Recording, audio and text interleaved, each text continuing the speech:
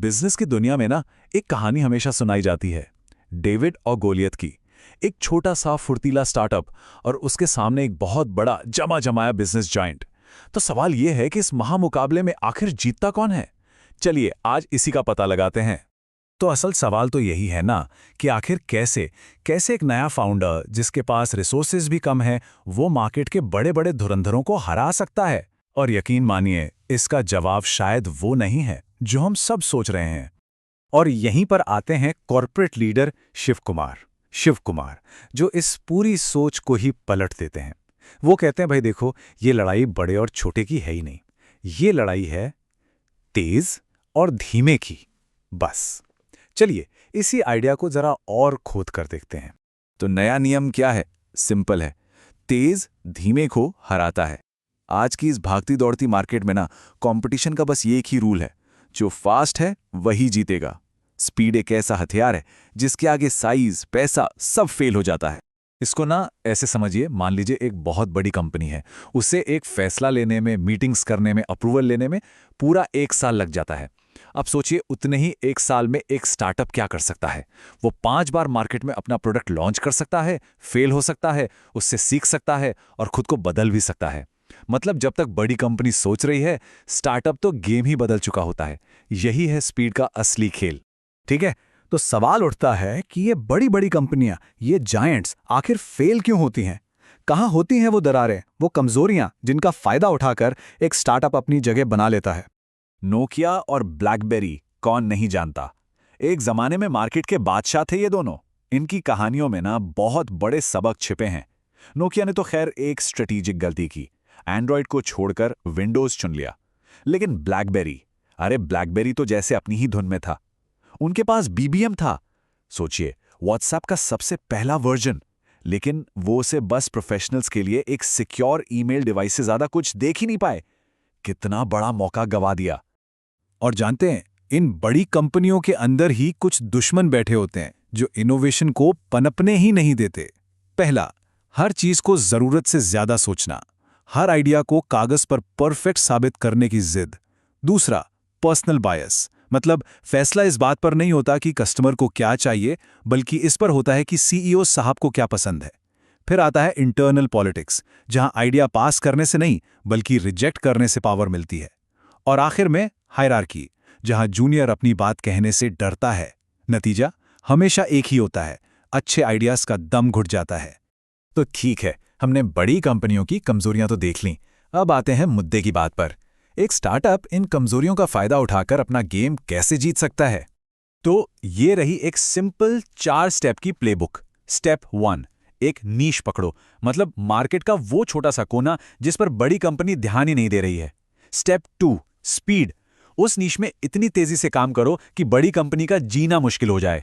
Step 3, एक कमाल की टीम बनाओ, क्योंकि सफलता टीम पर ही टिकी है। और स्टेप 4, अपने खर्चे फिक्स मत करो, उन्हें वेरिएबल रखो, मतलब ऐसा पैसा मत फंसाओ जो बिजनेस को नीचे खींच ले।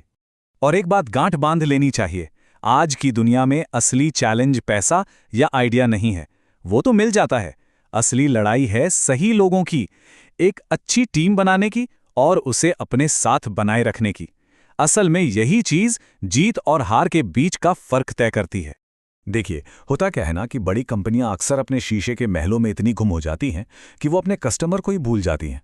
उनसे एक दूरी बन जाती है, और बस यही वो मौका है जहां स्टार्टअप बाजी मार सकता है। कैसे? अपने कस्टमर को उस बड़ी कंपनी से बेहतर समझकर। और कस्टमर को समझना कोई आसान काम नहीं है। हर मार्केट का कस्टमर अलग है। जैसे इंडिया का कस्टमर है, उसे हर चीज में वैल्यू फॉर मनी चाहिए, चाहे चीज महंगी ही क्यों ना हो। अमेरिका में चले जाओ तो वहां कस्टमर को no questions asked return policy चाहिए।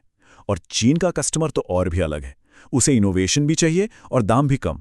तो मतलब साफ है, एक ही लाठे से सबको नहीं हाँका जा सकता। वन साइज फिट्स ऑल वाला फॉर्मूला अब बिल्कुल नहीं चलता। और इंडिया की बात करें तो यहाँ एक बहुत ही मजेदार कॉन्सेप्ट है, यूनिक शो ऑफ प्रोपोजिशन। इसका मतलब क्या है? मतलब ये है कि इंडियन मार्केट में कोई चीज़ खरीदना जितना ज़रूरी है ना, उतना ही ज़रूरी है उसे सोशल मीडिया पर दिखाकर थोड़ी शो ऑफ करना, है ना? तो अगर कोई प्रोडक्ट लोगों को इतराने का, फ्लॉन्ट करने का मौका देता है, तो समझ लीजिए आधी बाजी तो वहीं जीत ली गई। तो ठीक है, कस्टमर को समझ लिया, अब अगला कदम क्या?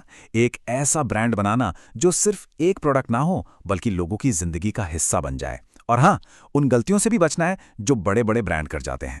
इसका एक क्लासिक केस स्टडी है पॉन्ड्स। अब सोचिए, पॉन्ड्स का नाम सुनते ही दिमाग में क्या आता है? खुशबू, स्किन केयर, है ना? अब इसी ब्रांड ने एक बार टूथपेस्ट लॉन्च कर दिया। टूथपेस्ट किससे जुड़ा है? स्वाद से।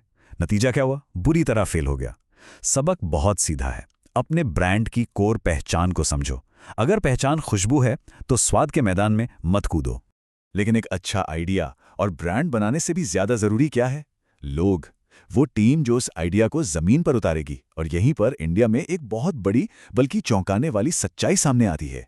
ये नंबर देखिए, हमारे देश के जितने भी ग्रेजुएट्स हैं उनमें से सिर्फ 54% ही असल में नौकरी के काबिल माने जाते हैं। सिर्फ 54%। तो जब टैलेंट पूल ही ऐसा हो जहां लगभग आधे लोग इंडस्ट्री के लिए तैयार ही नहीं हैं, तो ये बात और भी ज्यादा साफ हो जाती है कि किसी भी फाउंडर का सबसे पहला और सबसे जरूरी काम एक सही और मजबूत टीम बनाना ही क्यों है। तो अब इस सारी बातचीत के बाद आखिर में नजर डालते हैं भविष्य पर। वो कौन सी नई अपॉर्चुनिटीज हैं, वो कौन से मैदान हैं जहां अगला बड़ा बिजनेस खड़ा किया जा सकता है। तो शिव कुमार के हिसाब से भविष्य इन 4 एरियाज में है। पहला, हेल्थ, हेल्दी खाना, फिटनेस, अच्छा दिखना, इससे जुड़ा कुछ भी। दूसरा, टाइम सेविंग, कोई भी ऐसी सर्विस या प्रोडक्ट जो लोगों का समय बचाए। तीसरा, एजुकेशन, लोग अब सीखने पर, स्किल बढ़ाने पर ज्यादा खर्च कर रहे हैं। और चौथा, टारगेटेड सॉल्यूशंस, मतलब खास तौर पर महिलाओं या बच्चों के किसी प्रॉब्लम को सॉल्व करने वाले प्रोडक्ट्स। ये समझिए कि नए एंटरप्रेन्योर्स के लिए एक तरह से ये खजाने का नक्शा है। और एक बात जो हर नए फाउंडर को याद रखनी चाहिए, आइडियाज ढूंढो, पैसा नहीं। अगर आपके पास एक दमदार आइडिया ना, तो पैसा खुद ब खुद आपके पीछे आएगा। ये लाइन बहुत गहरी है। तो इस पूरी कहानी का सार क्या है? असली चैलेंज पैसा नहीं है, असली चैलेंज लोग हैं। आज के जमाने में जीतता वो है जिसके पास सही टीम है। तो असली सवाल ये नहीं है कि पैसा है या नहीं, असली सवाल ये है कि क्या वो टीम है जो जिता सके।